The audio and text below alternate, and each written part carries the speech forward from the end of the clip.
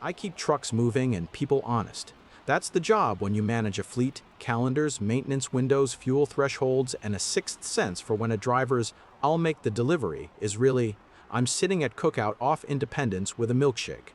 It's unglamorous until a teacher in Gastonia gets the field trip bus on time or a dialysis van doesn't miss a pickup. Systems and schedules, those are how I earn a living.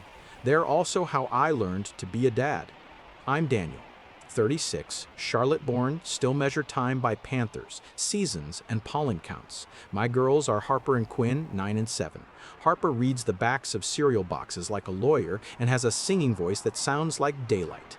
Quinn is a tornado with dimples who insists her socks have to feel even or she will stage a revolution on the front porch. We live in a rental on the edge of Dilworth with a creaky stair and a small yard where the neighbor's cat judges us from the fence like a homeowners association in fur. My dad, Walter, stops by to fix things before I notice they're broken. My mother, Linda, stops by to comment on things before I notice they exist. You're going to want to know about Jenna, and I'm going to have to tell you without turning it into a blame song.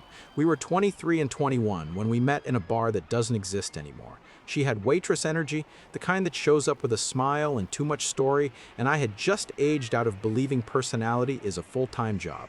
Beautiful in that way that makes other men change stools to be closer to whatever she's selling. I bought the story like everyone else did.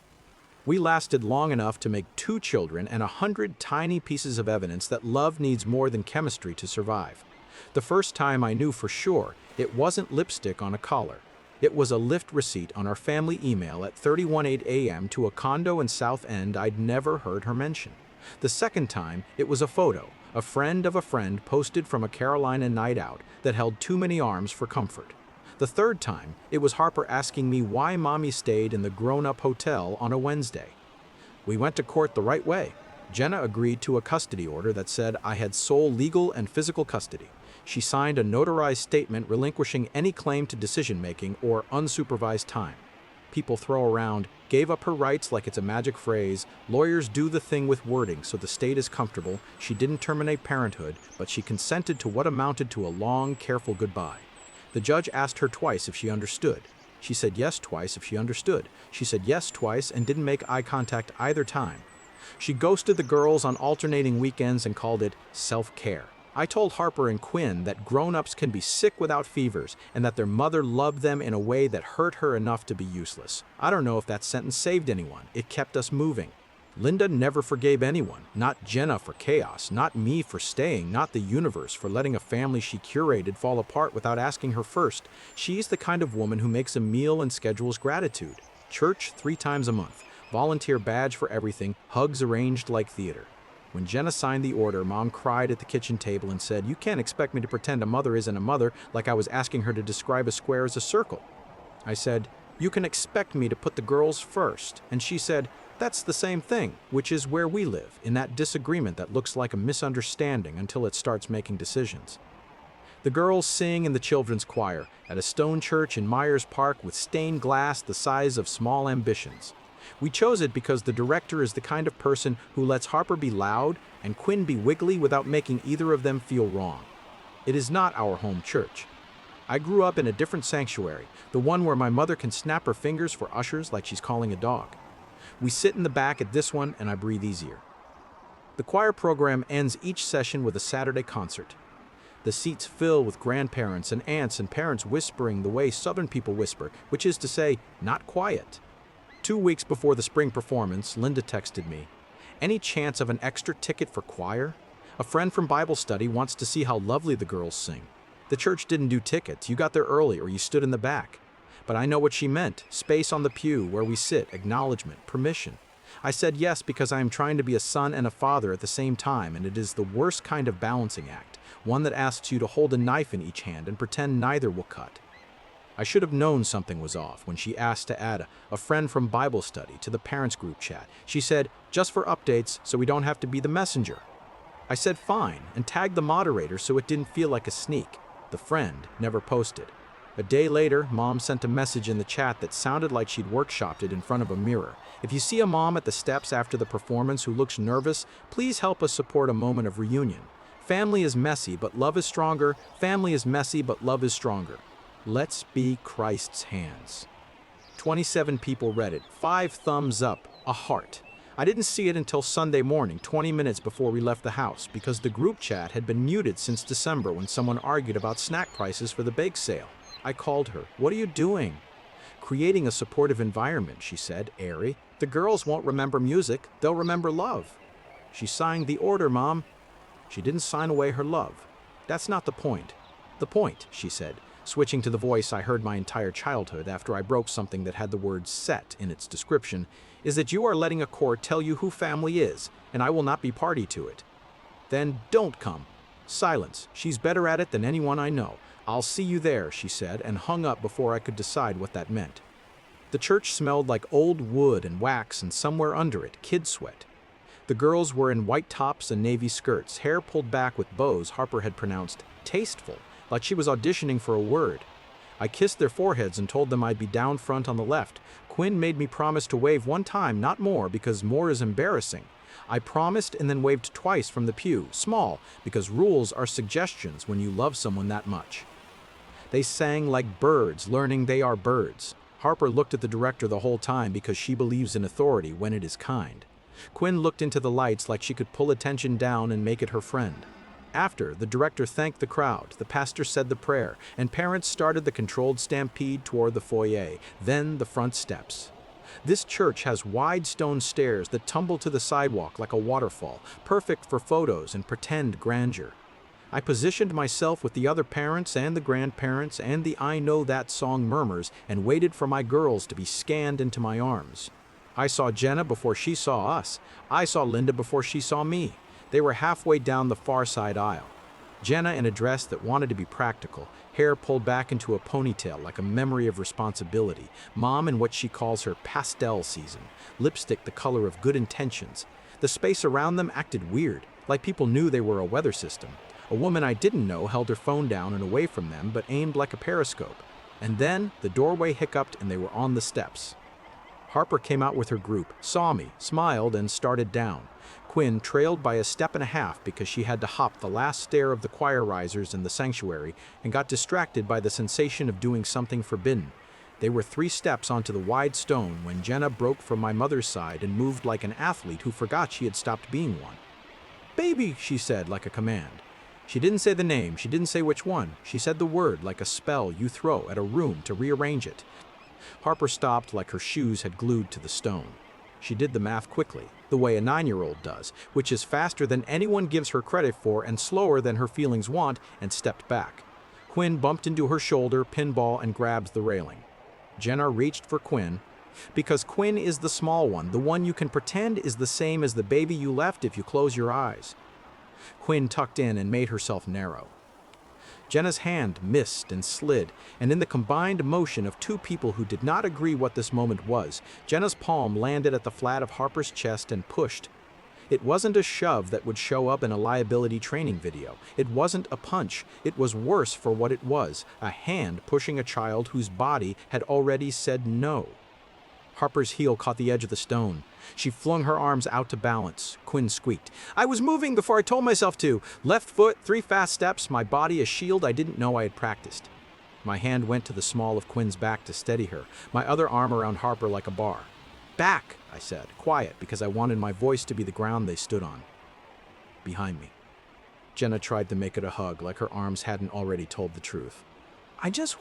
Don't be dramatic, Harper baby, it's me," she said, smile that belongs on a different planet. "Do not touch my kids," I said, which is a sentence I had never had to say out loud in public until that moment, and in that phrasing it sounded like scripture. Linda put a hand in the air as if she were conducting a choir only she could hear. "We're doing this here," she said, like it was a line from a script and I had forgotten my cue. "Don't make a scene, Daniel. Let their mother." "The scene," I said without raising my voice, "is that you brought her here." "It's a church," she said, as if churches are courthouses and stairs are altars. "Harper," Jenna said, trying to slide right, aiming around me. "Mommy just—" A woman near the top of the steps spoke like a stage manager. "Nope." A phone in her hand, her other hand on the shoulder of a girl I recognized from Harper's class. It took my brain a second to place her. Riley's mom, the one who always remembers snack allergies without a chart. "I'm recording," she said, loud enough for God and a judge to hear. "Keep your hands to yourself." The choir coordinator, a woman named Erin who was all clipboard and kindness, appeared like the Holy Spirit. "What's going on?" she asked, because even when you can see, you ask, because that's the job. "Call the police," I said, "now." You learn in an instant who you are in a crowd. I learned I was a man who keeps it calm while making sure it's clear. Erin nodded. No lecture about holiness or discretion. No, let's all be reasonable. And turned toward the office phone inside. Two church deacons, retired bank tellers in suits that have seen more funerals than fights, moved like an uneven fence between Jenna and the girls. Someone whooped that, hey, people make when drama gets real. Another parent said, "I've got you," to me and put a hand on my elbow just long enough to make it clear I wasn't alone. The girl next to Riley's mom whispered, "Is she okay?" And Riley's mom said, "She's okay, Mr. Brooks has them," in a tone that made me want to send her a thank you card every week for the rest of our natural lives. Jenna tried to find a camera that loved her. "I only wanted to see them," she said, tears deployed like confetti, looking around for an angle that would rescue her from the facts. "I'm their mother." "You signed away unsupervised access," I said, "and you pushed her." Linda looked like someone had yanked a rug from under her, and she was trying to figure out whether to blame the floor. "It was a touch," she said, hands fluttering, "the way she flutters when she wants to invent an accident no one had." Riley's mom tilted her phone to make sure the recording caught that sentence, too. "It was a push," she said, flat. "I will text you the video, Daniel." Harper had her face pressed to my shirt, eyes closed like she was practicing not being here. Quinn had her hand latched around my belt loop like a climber who knows what keeps you alive. I bent at the waist to put my mouth near their ears. "We're going to the side," I said, soft. "Look at my feet. 1, 2, 3. We're just walking to the shade. Pastor's going to make sure nobody comes near. Ready?" Harper nodded without opening her eyes. Quinn sniffed once and said, "I want my water," like a person who knows the liturgy of safety. We slid sideways along the outer edge of the stairs, bodies moving as one.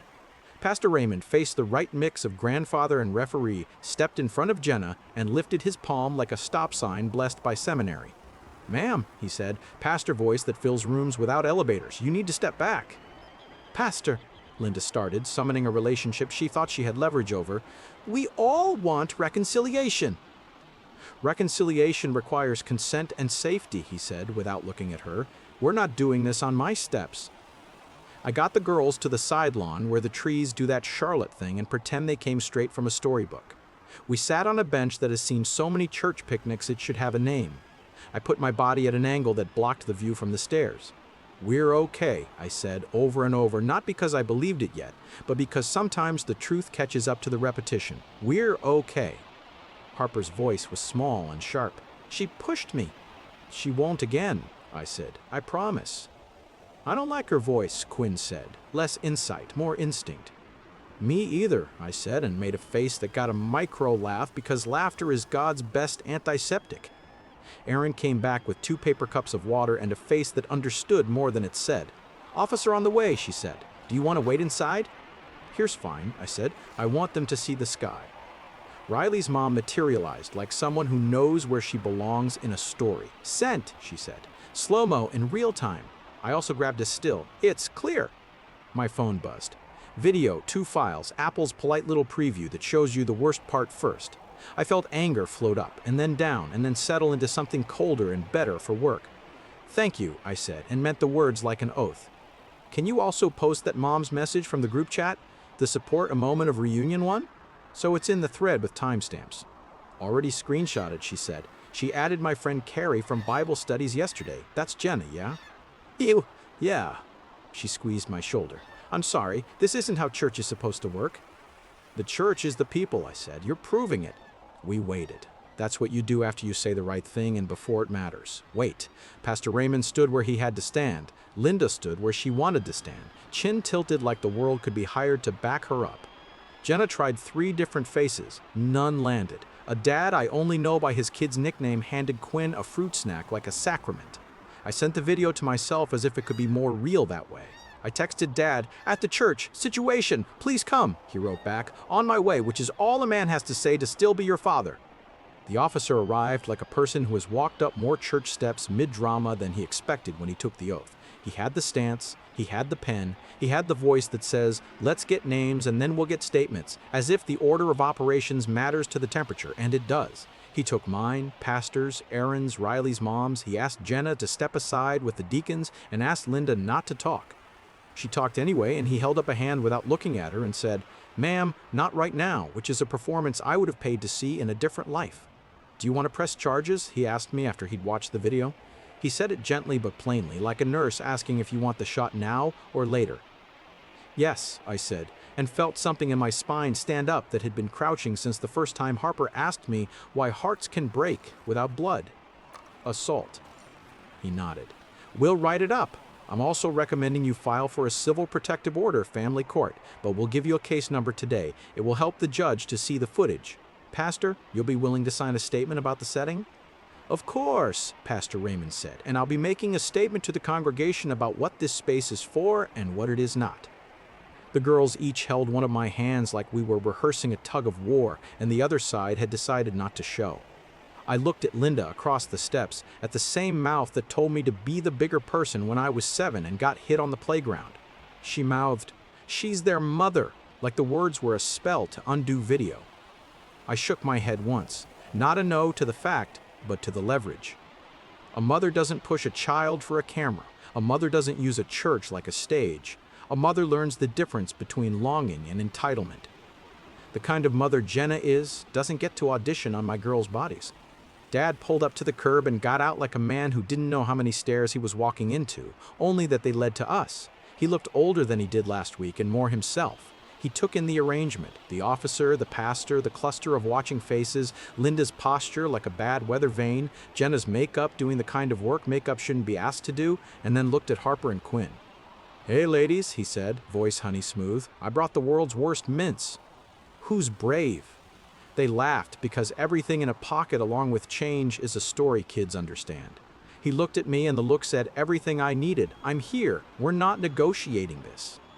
The officer finished the basics and told me where to go on Monday to file the request for an order.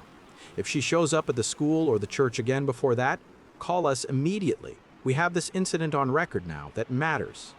He gave me a card, wrote a case number in blue pen like a blessing. "Do you want an escort to your car?" I looked at Quinn's white knuckles on my belt loop. "Yes," I said, "please." We moved as a unit down the side path to the parking lot, away from the stone steps that had decided to be a lesson. I buckled Quinn into her booster and Harper into the seat she started to call not a baby seat, because we are negotiating with pride now as well as gravity. Dad leaned into the van and mumbled something about mint strength and dragons that got a giggle. I wanted to save in a jar. I shut the door and stood with him. "What is your mother doing?" he asked, voice like a man who wants to believe the best and has run out. "I think she's trying to make the story easier to tell at potlucks," I said, "and she forgot the story has people in it." He exhaled through his nose, old man sigh, kind man anger. "I'll talk to her." "Don't," I said. "Not now, not us versus us on a sidewalk." He nodded. "Call me when you get home. I'll bring by pizza. They earned Pick Your Topping Sunday." We drove. South on Queens, left at the park where the willow trees still think the centuries are gentle, past the stretch of houses that look like they never fought about money. The girls were quiet in the way kids get quiet when they're knitting themselves back together. At a stoplight, Harper said, "I thought she'd be different." And I said, "Me too." And we let that sit because sometimes it helps to let a truth take the front seat for a minute and stare out the window. At home, I put on a movie so old the colors looked like they were painted on and let the girls sprawl on the couch with pillows that have become better adults than half the people I know. I texted Aaron to thank her, Pastor to thank him, Riley's mom to ask if I could have her address to send an actual note. She replied with, "Don't you dare," and a heart. I emailed the video file to myself, to a new folder that had a name that made my chest hurt, Safety, and to a separate account I use for work emergencies because I am a man who has learned redundancy as a love language. Then I scrolled back up in the parents' chat to the message from Linda, "Support a moment of reunion." The timestamp glowed like a little grave marker. I screenshot it and saved it with the video. I took a photo of the custody order with the line that says, "No unsupervised visitation, father is sole legal and physical custodian," and tucked it into the same folder. I wrote a note to myself about the timeline, officer's name, case number. I wrote a description of Jenna's hand landing on Harper's chest. I wrote that Quinn asked for water and that Riley's mom called me Mr. Fivers. Brooks, with a tone that rebuilt a staircase. My phone buzzed. A new message in the choir chat. The pastor's account: friends, please remember that our church steps, like our sanctuary, are not a stage for personal drama. Any reunions must be planned and safe. Our priority is the safety and dignity of our children. He signed his name and put a period where some people would have put a smiley, and that period felt like a wall put up in the right place. A text from Linda came in half a minute later, not in the parents' chat, but to me. You escalated a misunderstanding into trauma. Shame on you. I didn't reply. I typed and deleted, typed and deleted. Anything I wrote would feed the wrong fire. The only reply the day asked for was what I'd already done. Put bodies between hands and daughters, put video between story and audience.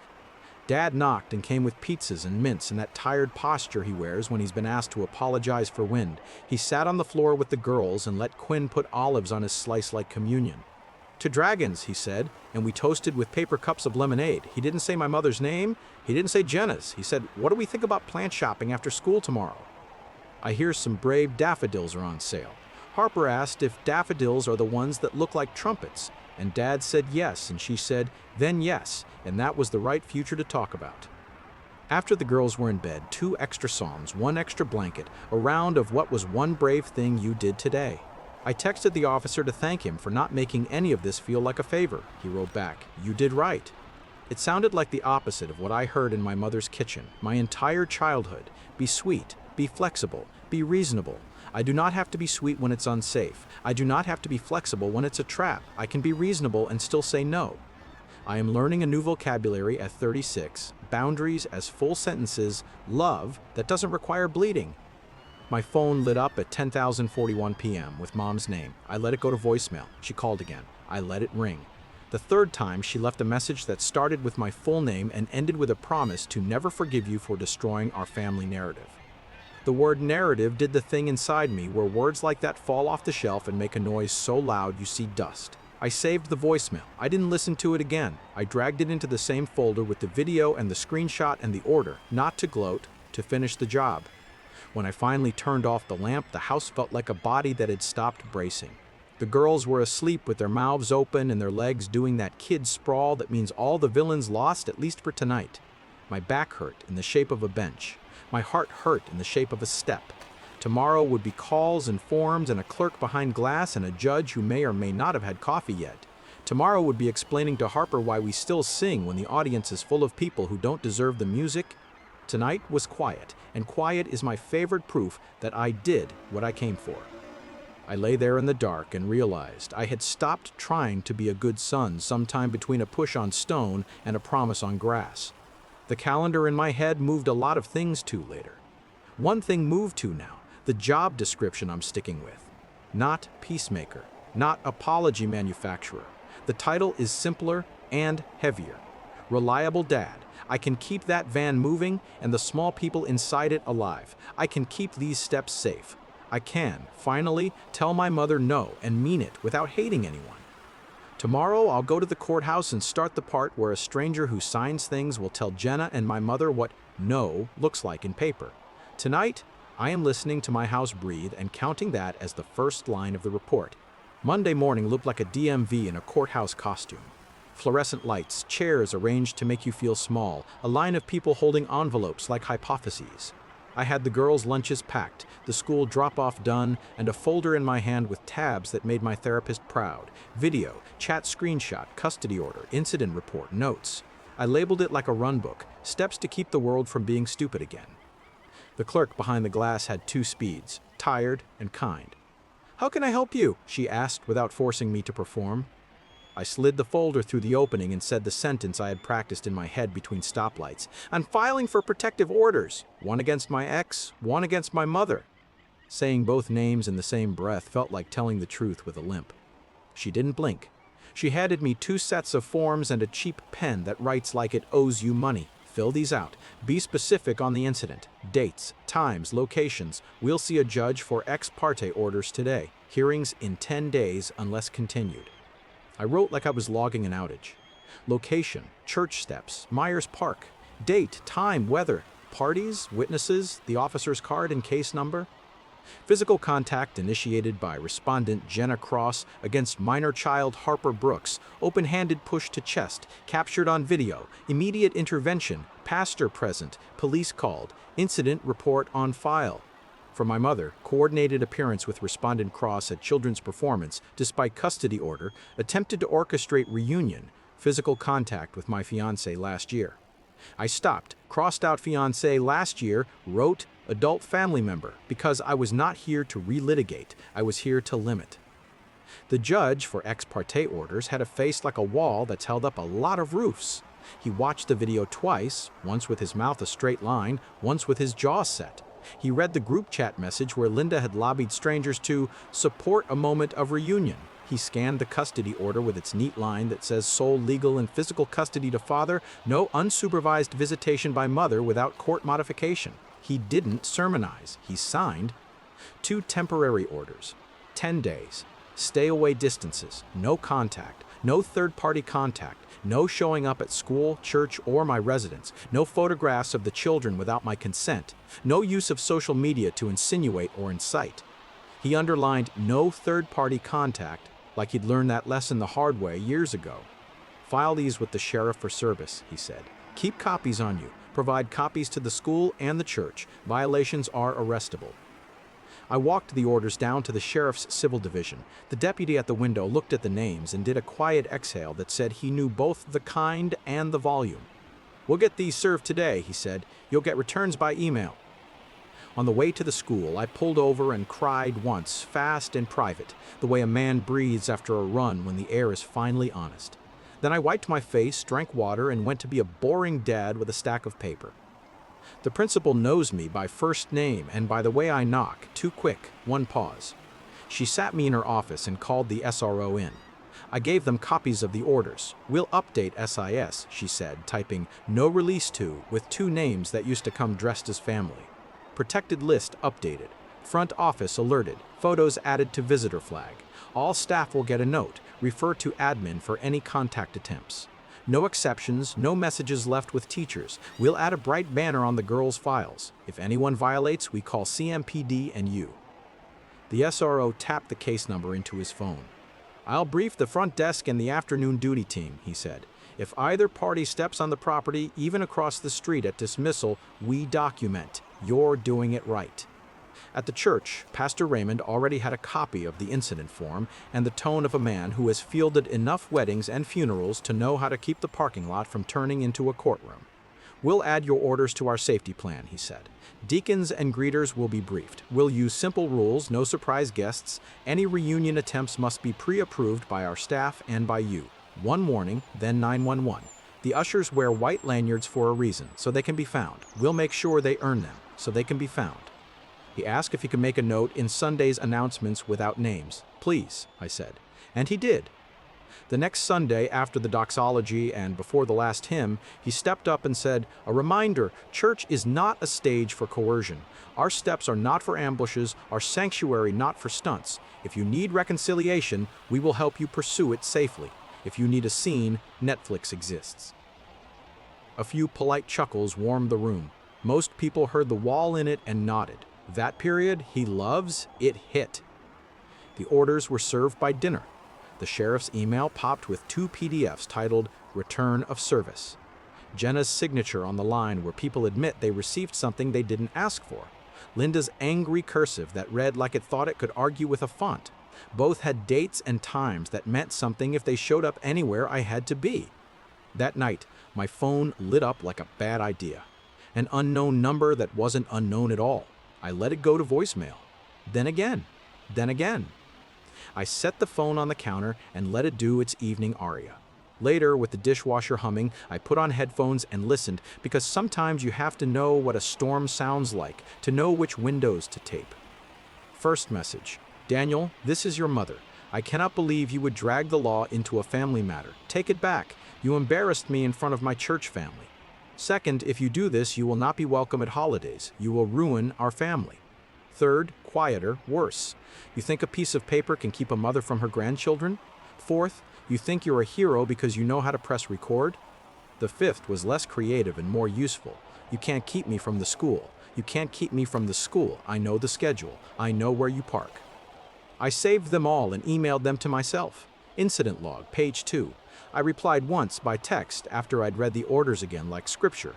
Per the no contact order issued today, do not contact me again. All future communication must go through council. Any violation will be documented and reported.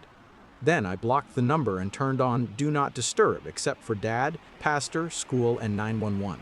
Silence is a skill. I'm learning it in my 30s like a second language. Family took sides like they were being drafted. Aunt Brenda posted a paragraph about blood being thicker than paper and got 37 likes in a casserole she did not deserve. My cousin Lauren sent me a DM that said, "Proud of you. I have a spare car seat in my trunk if you ever get stuck," which was the most southern way to say I'm on your team. My sister, who lives 2 time zones away and has long avoided being the referee, called and cried and said, "I knew Mom was intense. I didn't know she'd pick a camera over a child." I said, "She didn't choose a camera. She chose a narrative," and we sat with that until the silence didn't hurt. Dad did what old men with practical souls do. He showed up with a drill and a lock. "Deadbolt for the side gate," he said, holding the package like a truce. He installed it without fanfare and then sat on my step and drank lemonade and looked at his hands. "Your mother says I'm betraying her by not taking her side," he said. "I told her I'm taking our granddaughter's side." He shrugged. "We'll see where that lands me." He kissed each girl on the head and took their pizza orders for Friday like nothing seismic had shifted, which is maybe the best way to keep the ground habitable after it does. The hearing 10 days later was a hallway of hard benches and subpoenas, a judge who had learned years ago to keep Kleenex on both ends of the bar. Jenna came in with a lawyer who smelled like expensive mistake. Linda came alone because she believes in her mouth the way other people believe in counsel. The ADA asked if I wanted to proceed on both. "Yes," I said. "We played the video." Riley's mom testified in a voice that did not shake once. Pastor Raymond read his written statement about ambush on a church's steps is contrary to the mission of any faith community, and I watched him be exactly what I needed, specific, calm, unimpressed by theatrics. The judge granted both orders for a year. He read the details like instructions for a machine, distances, prohibited places, no contact in any form, no encouraging others to contact, no attending children's events, no lingering on sidewalks across from those events, no surprise visits at family homes, and a reminder that any violation turns the paper into cuffs. Linda tried for a speech. "Your Honor, I'm a mother. This is a misunderstanding." The judge didn't look up. "This is an order," he said. "You will follow it." She opened her mouth again, saw what was, and closed it. Jenna stared at the tabletop in a way that told me 2 things. She wanted to run, and the table was safer than her eyes. I took the stamped copies to the school and the church and scanned them into the safety folder, which was getting crowded in the way a lifeboat gets crowded. Too many reasons to be floating, but grateful it exists. I printed one for the glove compartment and one for the kitchen drawer, and saved one to my phone's files under a name I wouldn't forget when my hands were shaking. We put the orders to work. The school secretary, an angel with a haircut that could rival a helmet, introduced me to the white list, the only people allowed to pick up the girls. Me, Dad, my sister when she's in town, Pastor Raymond if something weird occurs on a Sunday. The SRO added a note to the dismissal procedure. If any unknown adult approaches the Brooks girls, staff engage and redirect while SRO is called. The church created a simple flow. Any event with kids under 18 requires a greeter at both doors and a deacon on the steps. No filming children without parent permission, no surprises. Posted on the bulletin board like a commandment with modern syntax. The orders did not convince my mother I was right. They convinced the world they would help me keep my daughters safe. That was enough. The blowback tried to be a storm. My uncle left a voicemail that began with, "Your mother sacrificed for you boys," and ended with, "Call me back or else," as if or else had standing in this court. I didn't. My grandmother sent a handwritten note that read like a quilt, patches of scripture, pieces of weather, a square of love. I called her and said, "I'm still coming by for tea," and she said, "Of course you are. I'd make you tea in a hurricane," and that was the only invitation I needed. 2 months in, I moved us across town. Not far in miles, far in static. A smaller place on a quieter street in Matthews, close enough to make the commute a shrug, far enough that the usual drive-bys would be inconvenienced by a wrong turn. When the landlord asked what brought us, I said, "Light," and he didn't make me lie more than that. The girls picked rooms by putting their stuffed animals on the floor like chess and seeing where the pieces wanted to be. Quinn claimed the corner with the weird slanted ceiling because it feels like a story. Harper put her bookshelf against the wall where morning would find her and said, "This time, I want my desk where I can see the door," and I knew exactly what she meant. We chose a smaller church because I wanted fewer places to hide and fewer steps to climb. I met the pastor at a coffee shop first and slid the orders across the table.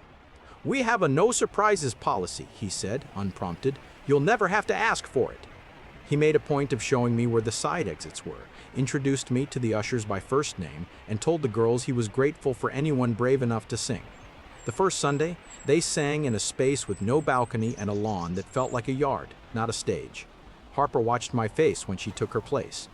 Quinn forgot to be afraid. Jenna complied with the order because it was easier than a cell. She sent one letter through her lawyer asking for a conversation about reunification.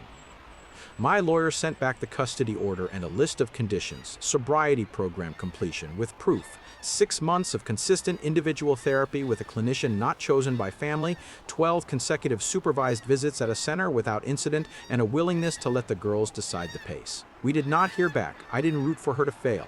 I rooted for the girls to be the only ones who choose what comes next. Linda did what people do when their favorite tools are taken away. She pivoted to Facebook. "Pray for my family," she wrote. "We're going through a hard season." 100 hearts bloomed under it like weeds. She shared a photo of the girls from a year ago with the caption, "Nana loves you bigger than the sky," and a verse about forgiveness. I screenshotted it for the folder, messaged her once, "Remove the photo, you do not have permission, and then let Pastor Raymond handle the rest." He called her. She took it down. She posted a photo of a casserole instead, and a joke about grief that wasn't a joke at all. I kept being boring. Cube after cube of safe routine. School drop-off, oil changes, library holds. I documented everything. The time the white lanyard usher walked a stranger off our new church lawn with a smile that had teeth. The day the SRO texted me a heads up that a woman had parked across from the school and then left when he approached. The first night Harper slept through without waking at 2 a.m. to ask if the door was locked. I started a tradition I wish someone had started for me at their age: the brave thing, toast at dinner. "What's one brave thing you did today?" Harper said once. I raised my hand when I didn't know the answer. Quinn said, "I told a friend I didn't like the game." I said, "I told a clerk I needed help." We lifted lemonade like a communion and clinked plastic because ritual heals even without stained glass. The community stabilized. The choir parents checked on us without hovering. Riley's mom left a gift bag on our porch with 2 hair bows and a note that said, "For performance days only if you want. No pressure."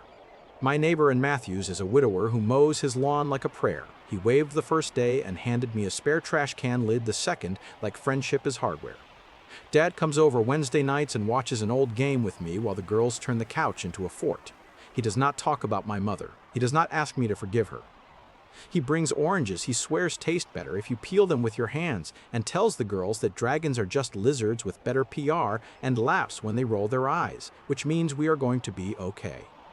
I kept the folder updated because that's how I sleep. The safety directory has subfolders now: school, church, legal, family. In family is a new document called Boundaries, which is not for court, it's for me. It has sentences I will need on bad days. I am allowed to say no without giving a speech. You do not have to attend every fight you're invited to. Love is not a trick. Document first, react later. You are not pulling a fire alarm, you are writing down where the smoke is. On a Saturday, 6 months after the church steps, Pastor Roland at the new church asked if the girls wanted to sing a duet on a hymn that doesn't scare anyone. They said yes without looking at me for permission. They stood up front in a room that felt like a living room and sang like water remembers it's supposed to move. I stood in the back with my hands in my pockets and didn't wave because neither asked me to, and because I'm learning how to keep my face soft in public without apologizing to it after. No one staged a reunion. No one staged a reunion. No one staged anything. After, we ate cupcake halves off a paper plate because the whole ones were too much. Quinn told the pastor his shoes looked like responsible shoes. He said, "That feels like a compliment," and she nodded solemnly. Harper asked if the church has a library. He said, "We have one shelf. You're welcome to improve it." I wish I could tell you my mother called and said the sentence I have waited to hear my entire life. I was wrong. She didn't. She sent a card on Quinn's birthday with a $5 bill and a note that read, "For ice cream. Maybe we can go together someday." I sent the card back with a copy of the order and a typed note. We can revisit contact when you've done 3 months of individual therapy and can respect the orders without arguing with them." She didn't respond. My father shook his head when I told him and said, "Some people never apologize out loud. You don't have to pretend they did." Then he taught Harper how to change a tire on a Saturday morning in a driveway that didn't have a hole in it anymore. I slept. Not the thin kind that breaks if a neighbor coughs, the real kind. One night, as I was turning off the kitchen light, Harper padded out with her hair everywhere and said, "Do you think we can sing at Christmas at the little church?" I said, "I think we can do whatever feels right and safe." And she said, "Good," and yawned. She didn't ask about the other church. She didn't ask about the steps. The memory is there, but it no longer owns the room. The last piece of paper in the folder is the one that matters least to anyone else and most to me. It's a scanned copy of the custody order, the one with the lines that make judges sleep at night, with a sticky note I wrote to my future self. "You didn't burn the bridge. You put guardrails on it." It sits above the video still, a freeze frame of an open hand that will not land on my child again because the system can sometimes be a friend when you ask it properly. I stopped auditioning to be a good son on those steps. I won't lie, I still catch myself rehearsing sometimes. What I'll say when my mother says this, how I'll prove I'm not cruel when a cousin calls me names they learned in a pew. But I'm building a different muscle now. Reliable dad. It's practical, it's boring. It's the title that lets my kids sleep without a nightlight made of false peace. I'll keep it as long as somebody lets me keep a set of keys and a calendar and a promise that sounds like a plan. Rightio. Would you have played along for the sake of peace or drawn the line on the church steps like I did? Where's your own threshold between keeping the family narrative intact and keeping kids safe? Tell me in the comments. If this hit home, hit like and subscribe and share it with someone who needs a nudge to choose safety over spectacle.